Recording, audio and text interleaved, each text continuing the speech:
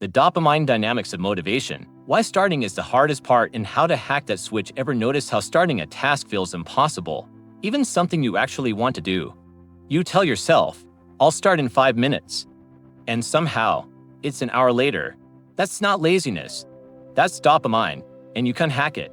In this video, we'll break down the neuroscience of motivation, how your brain's dopamine system drives anticipation more than action. You'll learn why your brain resists starting and how to flip that neurochemical. A few proven brain-friendly methods, backed by research. Let's be honest, you don't procrastinate because you don't care. You procrastinate because your brain is built to avoid effort until it predicts reward. Every time you face a task without an immediate payoff, your dopamine system says, nope, not worth the energy yet. Dopamine isn't the molecule of pleasure, it's the molecule of pursuit. Neuroscientists at Stanford and Harvard have shown that dopamine peaks not when you achieve something, but when you anticipate a reward. That means your brain releases dopamine before the work, not after it. If it perceives the task as meaningful or rewarding, but when your brain sees the task as boring, uncertain, or too big, dopamine levels flatline.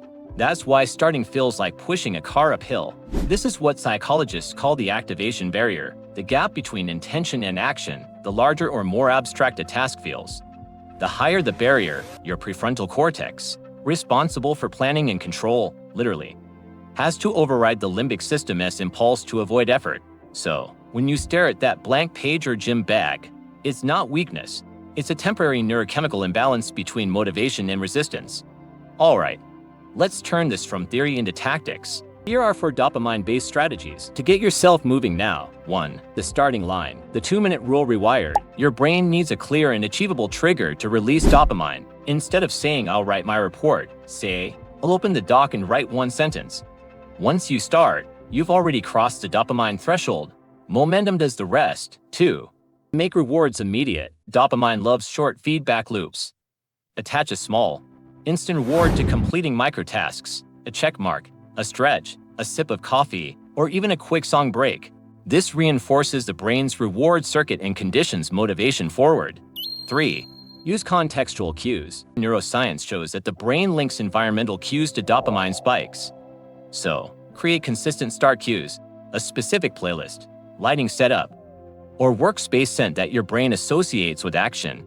You're literally training your brain to predict dopamine release when that cue appears. 4. Dopamine layering. The flow primer combines small doses of multiple motivators, novelty, challenge, and progress. For example, novelty, change your work setting slightly, challenge, set a short time sprint, progress, visually track completion with a progress bar. Each adds a dopamine drip that compounds into sustained motivation. Once you start, dopamine itself fuels further action. It's a positive feedback loop. Gives action releases dopamine.